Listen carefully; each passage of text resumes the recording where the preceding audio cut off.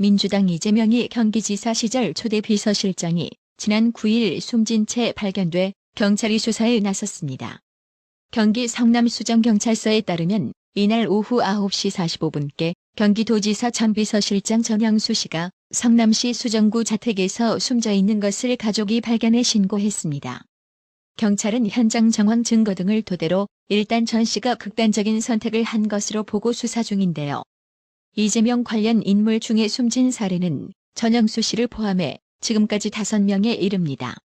이재명이 성남시장 시설 비서실장과 수정구청장 등을 거쳐 이재명이 도지사에 당선된 뒤 인수위원회 비서실장을 거쳐 2018년 7월 이재명 지사의 초대 비서실장을 지낸 전영수 씨는 지난 1월 31일 수원지법에서 열린 이화영 전 경기도 부지사의 특정범죄 가중처벌법상 뇌물 및 정치자금법 위반 사건 공판에서 이름이 거론된 바 있습니다. 이 재판의 증인으로 출석한 쌍방울 전 비서실장 A씨는 2019년 5월 경기도지사 비서실장 전행수 씨가 김성태 회장 모친상에 조문을 왔다고 증언했습니다. 전영수 씨는 2019년 김성태 전 쌍방울 회장의 모친상에 조문을 가서 쌍방울과 북한 측의 경협합의서 체결을 축하하며 대북 사업에 모범이 됐으면 좋겠다는 취지로 말한 것으로 알려져 있는데요. 한편 이재명은 과거 조문하지 않아 빈축을 샀던 고김문기 사례를 반면교사 삼았는지 이번엔 비서실장 조문을 재빨리 갔지만 유가족들은 이재명 조문을 거부했고 이재명은 장례식장 근처서 대기 중이었다고 합니다. 국민의힘은 10일 이재명이 성남시장과 경기지사 시절 비서실장이었던 전형수 씨의 극단적 선택에 대해 검찰 압박 수사 때문이라고 비난했으나 고인이 이재명에게 그만 내려놓으시라. 더 이상 희생은 없어야 한다는 유서를 남긴 사실이 드러나자 이제 게임은 끝났다며 이재명에게 전방위 총공세를 가했습니다. 양구미 국민의힘 수석 대변인은 이날 논평을 통해 언론에 따르면 고 전형수 씨는 유서에 이재명은 이제 정치를 내려놓으십시오. 더 이상 희생은 없어야지요라고 유서를 남겼다고 한다며 이재명은 유서의 내용을 아는지 모르는지 오늘 경기도의회 대회의실에서 열린 민주당 현장 최고위원회의에서 검찰 수사를 사냥이라고 표현하며 아전 인수식 발언만 늘어놓았다며 포문을 열었습니다.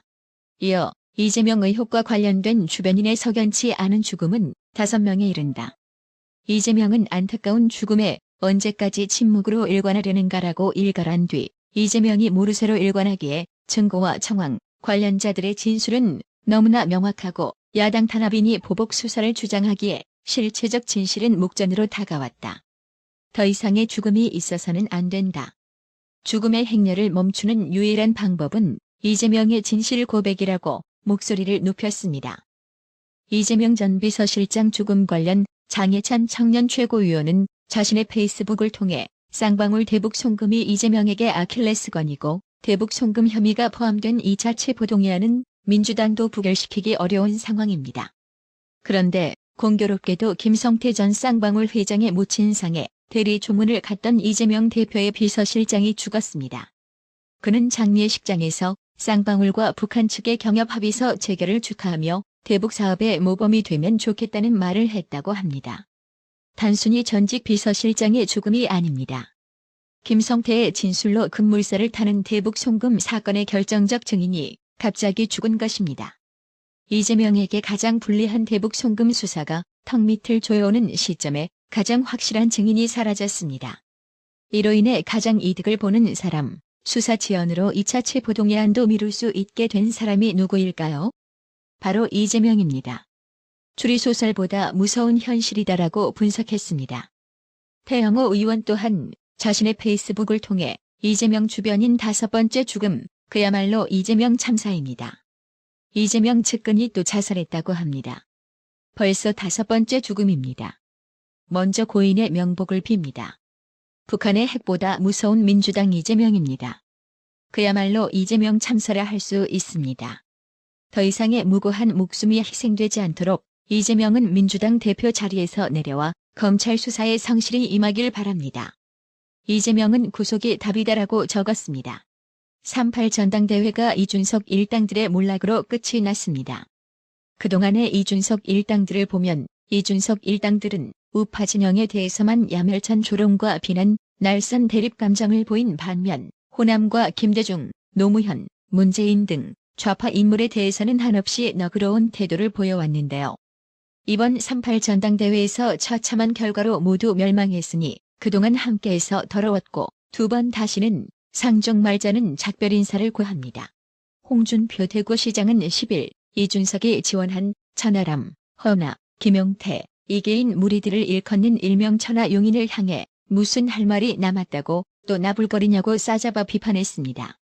홍준표 시장은 이날 페이스북에 입으로만 개혁을 나불거리는 트로이 목마 같은 개혁빙자 세력이나 청년 정책 하나 없이 청년 정치한다고 입으로만 나불거리던 사람들은 이번 전당대회 때 당원들의 엄중한 심판을 받았으면 그만 반성하고 자중하고 있어야 한다고 지적했습니다. 홍준표 시장은 그만두라고 이제 하나가 돼 대한민국 살리기에만 집중하라며 우리 당은 그동안 틀떡정당이라는 오해를 벗어나기 위해서 위장 청년 정치라도 눈감아 주었지만 이젠 그게 안 통할 것이라고 비판했습니다. 홍준표 시장은 내실을 기하고 내공부터 기르라고 덧붙였습니다. 최고위원 경선에서 최다 득표한 김재원 국민의힘 최고위원은 이번 전당대회를 통해 유승민 영향력이 없다라는 점과 이준석을 당에서 추방해야 한다라는 당원들 뜻이 드러났다고 주장했습니다. 김재원 최고위원은 지난 9일 MBC 라디오 김종배의 시선 집중과 인터뷰에서 유승민이 전당대회 결과를 윤석열 대통령 1인 사당화 완성이라고 비판한 지점에 대해 자기 지분이 사라졌다는 의미인 것 같다며 위기를 그런 식으로 포장했다고 받아쳤습니다. 김재원 최고는 유승민이 보여준 태도는 우리 당에 대한 애정이 없이 오로지 자신의 영향력을 넓히려는 그런 정치 활동만 있었다라는 평가가 많다며 당원들의 냉정한 판단을 스스로가 좀 돌아봤으면 한다고 주문했습니다.